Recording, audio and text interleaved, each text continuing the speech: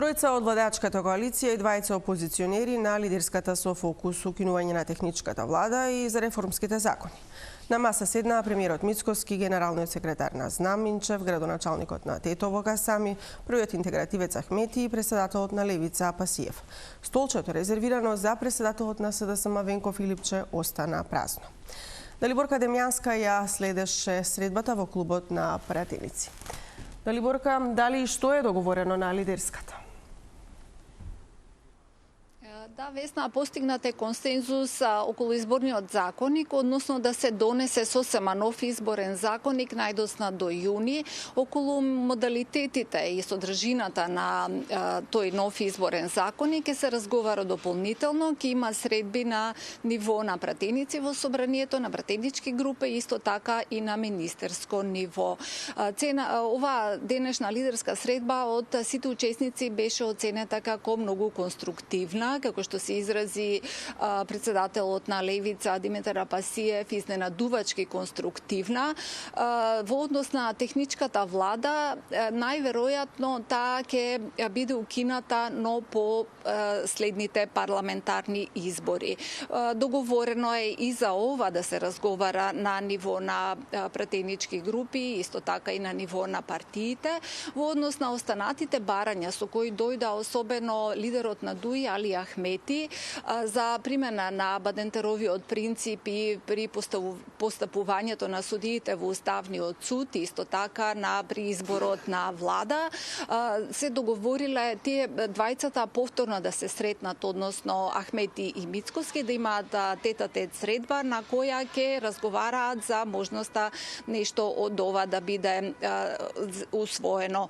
Во однос на техничката влада и Али Ахмети има став дека таа е можно да се укине, меѓутоа смета дека за ова треба да се консултираат и меѓународните представници кои учествува во незиното формирање овде во државата пред многу години. Предлагам да ги чуеме први изјавите на опозицијските представници на партиите овде на денешната лидерска средба.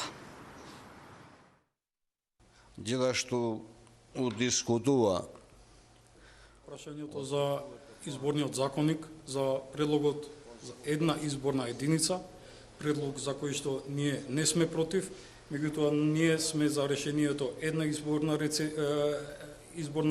единица со минимален праг од 5% со отворени листи. Во однос на прашањето за техничката влада, ние сме на ставот дека треба да се консултираме дополнително со меѓународната заедница, меѓународниот фактор и партнери кои што се коавтори на текстот за пржинска влада. Од политичките теми би го издвоил изборниот законник.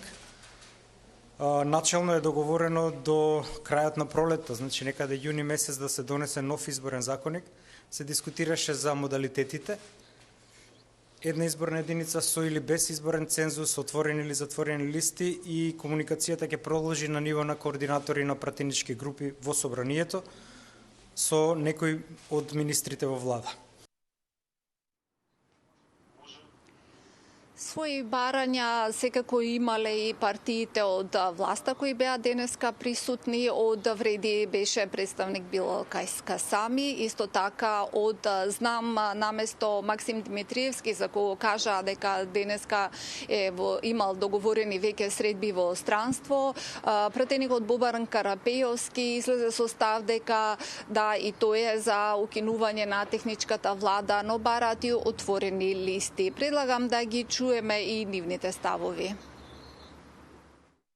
Во делот значи на техничка, така наречена техничка или пржинска влада, нашиот став е дека тоа времено решение треба да се укине, ако нема целосна согласност и консензус од сите, тоа да се применува од после овие избори, од следните избори, не од овие што ќе се сега парламентарни.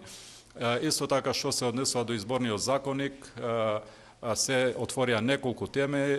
Ние сакаме да го кажеме нашето барање или нашиот став, а тоа е дека треба да се најде можност за поголемо учество на гласање на диаспората затоа што цениме дека диаспората е важен чинител во економските движења во државата. Во однос на Законот за влада и прашањето за техничката влада, односно така наречената пржинска влада, ставот на знам е јасен, таа треба да биде укината. Техничката влада беше воведена како привремено решение во специфичен политички контекст и со една јасна цел обезбедување фер, демократски и слободни избори во време на политичка криза. Таа цел е одамна исполнета, задна се неколку успешно спроведени изборни циклуси, вклучително и последните локални избори во 2025-та, кои покажаа дека државата има институционален капацитет да организира кредибилни избори. Денес техничката влада, наместо да придонесува за стабилност, создава нефункционалност, правна и политичка нестабилност и ја кочи ефикасноста на извршната власт и развојот на државата. Таа е анахрона, таа ја има веќе отслужено својата цел.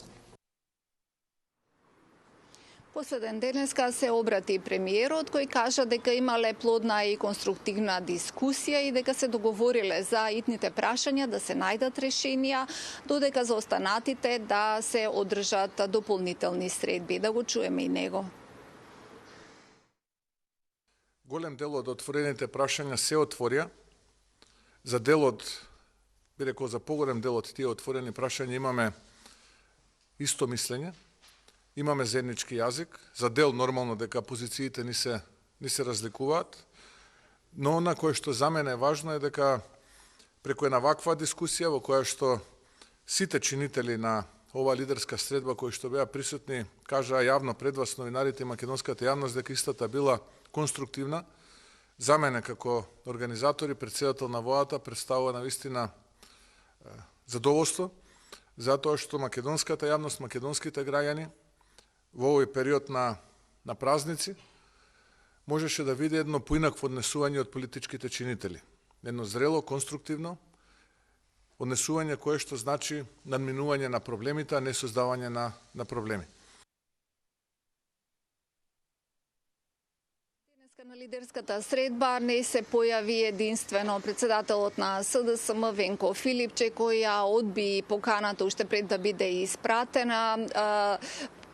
Во предпладневните часови ставот на партијата го кажа и генералниот секретар Александар Димитриевиќ, кој повтори дека тие не се за укинување на техничката влада, затоа што смета дека таа е единствената гаранција за фери демократски избори.